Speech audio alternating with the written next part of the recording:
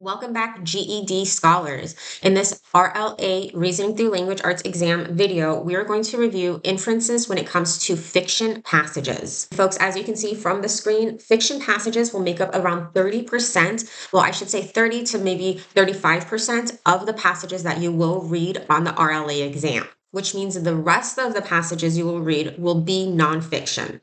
But that doesn't mean I want you to skip understanding fiction material and practicing learning how to decipher fiction in order to answer the questions. Please make sure that you are reading as much as you can, folks. Remember, reading will help with your writing, your speaking, and it'll definitely help when it comes to all of the GED exams. Because, folks, if you haven't already taken a practice exam, I'm letting you know. You read a passage and answer questions based on that passage. So please make sure that you are reading. I don't care if you're reading the back of the cereal box in the morning, you just need to make sure that you are reading well-written material. If you're like, hey, I'm an adult and I read to my child every night. My kid is 10 years old. They have this book that we're reading together. I think that's beautiful and you should read with your child. But the thing is that you want to also read material that is at an adult level. If you're like, I don't know what level I can read at, that's okay. Start with something that you might in the section for young adults. You have to start somewhere. If you really want recommendations for different books, please leave a comment and I will definitely share some awesome books that you can read.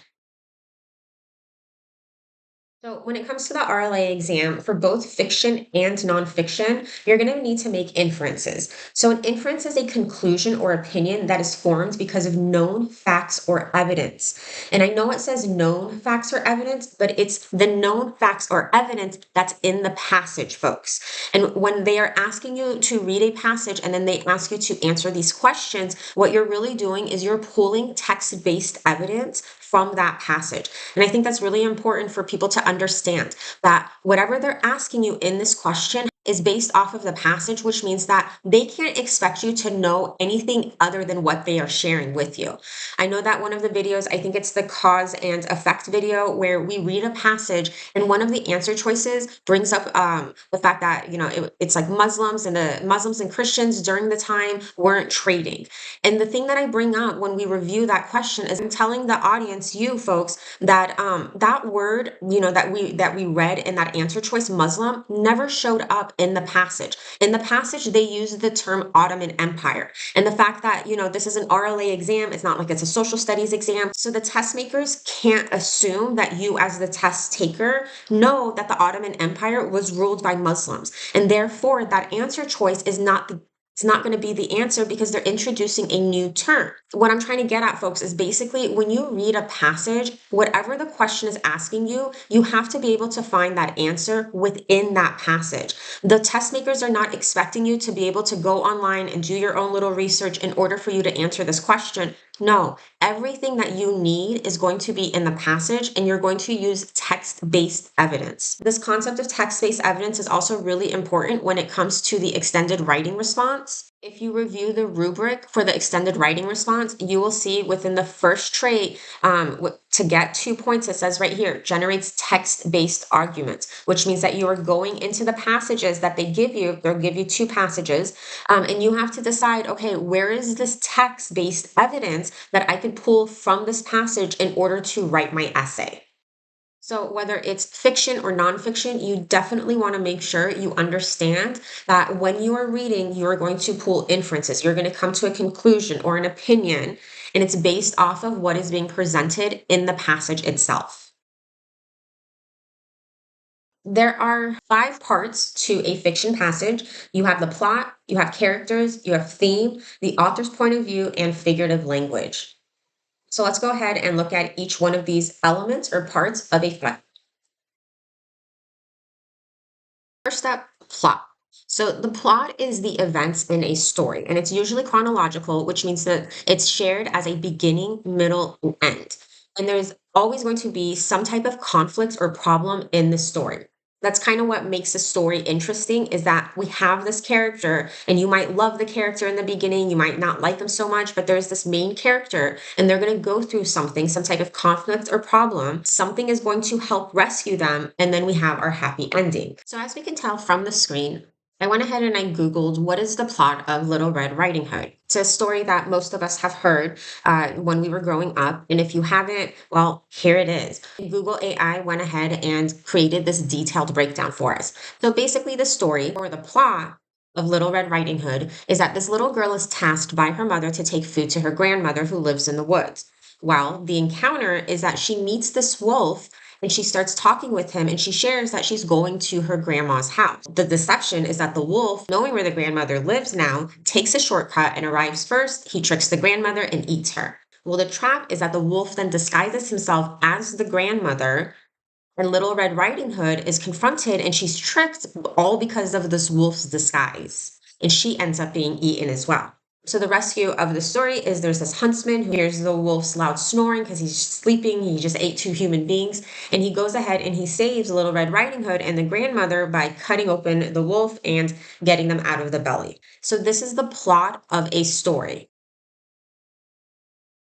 So next up, characters. Well, if there weren't characters in a story, it'd be pretty boring and it wouldn't really make sense because it would just be listening to someone talking, which I guess isn't that boring because we have a lot of podcasts. Anyway, when it comes to fiction, you definitely want characters, and that's what we see in these stories. You will read a passage about people, maybe one person. Hey, there might even be animals involved in the story as well. The thing is that we can tell a lot about a character from the personality that is shared with us in this story. And that's why sometimes we don't like characters that we read about, and sometimes we love them and we want to continue reading about them. And that's why it's fun to sometimes read sequels because it's still that character that you loved from that first passage or book that you read about them. One of the characters that a lot of us know about, if you've ever watched the Shrek movies, is the character of Donkey. Well, you can tell a lot about Donkey right from the beginning when we meet them. We know that he's talkative and energetic, we know that he's positive, and you can start telling right off the bat with his interactions with Shrek that he's going to be around for the entire story. And I went ahead and I Googled, well, what can we infer about Donkey's character in Shrek? And as you can see from the screen, you can infer a lot. Some key personality traits and behaviors were, like I said, talkative and energetic. Donkey is a nonstop chatterbox who enjoys singing and dancing, sometimes to the annoyance of others. His positive energy and childlike excitement are constant throughout the films. So as you can see, folks, that the characters make up a big part of the story, and you need to understand what the story or what the passage is sharing about a character because there might be a chance that you will be answering a question about that character. And like I've shared, folks, please do not be shy about using Google, about using technology while you are studying, because there's so much at your fingertips, folks. You can get a better understanding of a story by just Googling it like I did and saying, hey, what are these inferences? How can I understand how to pull these inferences from these characters? Next part of a fiction passage is the theme. So the theme is the central idea or the ideas explored in the story. The theme might be stated, it might be inferred from the character's thoughts and actions, it could be inferred from the events that take place in the story. Of course, we see on the screen, I went ahead and I Googled what is the theme of Little Red Riding Hood? Why was this story shared with children? It even might still be shared with children. And so we see right here, it says the primary theme of Little Red Riding Hood is the danger of disobeying authority and talking to strangers. So that's the theme of the story, is that this is the story that you would tell a little kid who you would be scared that they don't understand that concept of stranger danger, whatever it might be. Basically using an animal, the wolf, to say like people are like that. They're like wolves. They're going to deceive you. So you have to be careful not to share too much information with them. And so we can see here, it goes on to tell us that within this story of the Red Riding Hood, these are the key themes. Danger of strangers, obviously, don't talk to anybody that you don't know, let alone share information like where you're going and what you're doing. It goes on to tell us that the theme of the story includes disobedience to authority. She didn't listen to the fact that her mom told her, go straight to your grandma's house, don't stop to pick flowers, don't do anything like that. Another theme that we see is innocence versus corruption. And that's the thing that now as an adult, when I read Little Red Riding Hood, all I can think of is Little Red Riding Hood, why did you stop? Why did you decide to talk to a wolf, let alone tell them where you were going? Worst thing you could have done, Little Red Riding Hood. But that's part of the story, is that she's innocent. She has no idea that she's not supposed to trust people, let alone talking wolves that she encounters in the woods.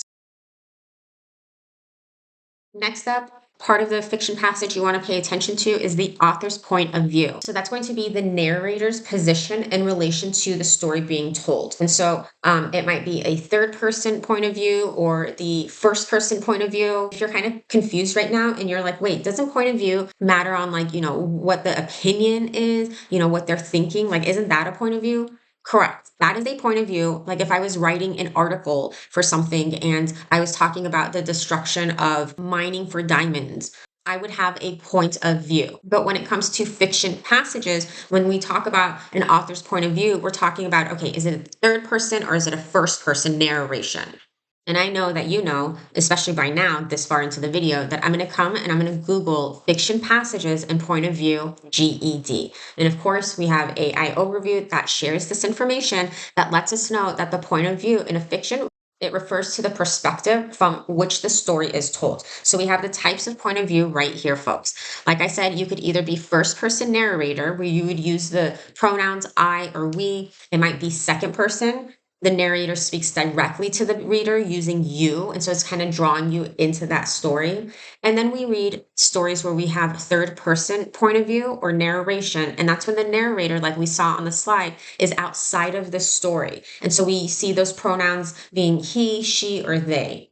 We also have third person where they could be limited or omniscient. And if you're like, wow, that is a word I've never heard of or read, omniscient.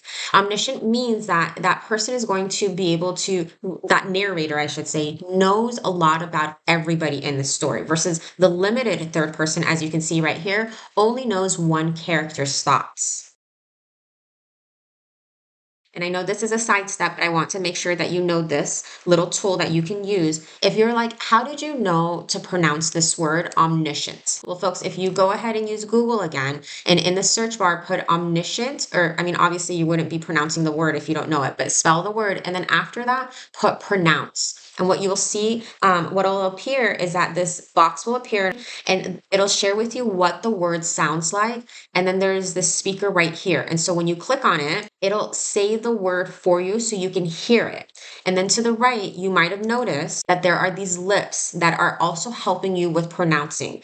If some of you are like, wait, what does it matter what somebody's lips look like when you are pronouncing a word? When you are learning a different language, it helps to be able to see the way your mouth is supposed to form when you're pronouncing a word. So once again, we see omniscient, and believe it or not, watching the way somebody moves their mouth helps you with pronouncing the word correctly. Sorry about that little sidestep, but I definitely wanted to make sure that you know about the pronounce tool that you can use with Google. Getting back to the point of view of a fiction story, as I mentioned, first person, second person, third person, and Google will share some notes on how you can identify the point of view of a fiction passage on the GED exam. So it'll say, identify the narrator. You want to ask yourself, who's telling me this story? Is it just one character or is it a lot of different characters who speak up? Look for pronouns. Pay attention to pronouns used. I suggest first person while he or she indicates a third person. And then down here, differentiate narration and dialogue. Remember, folks, dialogue is what a character says. Narration is actual storytelling. And so we see dialogue with quotation marks. Why is it important for a GED to understand the point of view? Right here, folks, reading comprehension and your essay writing. For the GED essay portion, you're going to make sure that you write using first person. If you are referring to the passage, the author of the passage, you will use he or she. You want to just definitely make sure that you understand that within that fiction passage, you will have a point of view, and it's not necessarily going to be the opinions of somebody, but it's the point of view as far as the narration. First person, second person, third person. And the last part of a fiction passage that we are going to cover in this video is figurative language. And so figurative language shares with us, it says words that are being used to mean something other than their actual literal meaning. And so we see you could have a simile, you could have a metaphor, or you can have personification. So simile is where you would use the word like or as, and that's going to be because you're comparing two separate things that aren't anything alike, but you're saying one is like or it's as whatever it might be. And so as you can see, and that wasn't a simile, folks, that was just me using the words as, but you can see that there are these onions. And if you're like, why would she have onions on this slide when we're talking about figurative language? Well, folks, it goes straight back to that movie Shrek. What does Donkey tell Shrek when they're on their way to, get the princess? Donkey turns around and tells Shrek, you're like an onion. You have all these different layers. So that's an example of a simile. A metaphor, which can sometimes be a little bit more difficult, especially when you're the writer, is when you describe two different things as though they are the same. So the example that I have up here is the world is a stage. You're not saying the world is like a stage because that would make it a simile. We're just saying the world is a stage. So that's a metaphor because we're describing two different things as though they were the same exact thing. The next figurative language is personification, and that's when you're giving human qualities to animals or to things like a toaster. As you can see from the image, it says the toast jumped out of the toaster. Can toast jump? No, it can't. That's personification. If you've ever heard someone say, the sun is smiling down on us, can the sun smile? No, smiling is a human trait. And so, therefore, that is personification. Thanks for watching this video, folks. Make sure you are practicing, as I've mentioned all throughout this video and other videos that we have on this channel. You learn a skill, you need to turn around and you need to practice. That's why I tell folks you need to make sure you also purchase a GED study guide. I use Kaplan's study guide with my students. Peterson also apparently has a great study guide as well. So just make sure that when you do purchase your study guide, it is brand new because you do not want to purchase something that someone else has already gone through and answer those questions for you. Also, please make sure to use technology as much as you possibly can in order to find different resources that can help you study and practice those skills for your GED exams.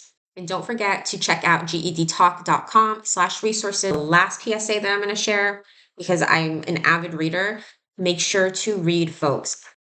You know what you're doing, folks. Keep your head up. You've got this.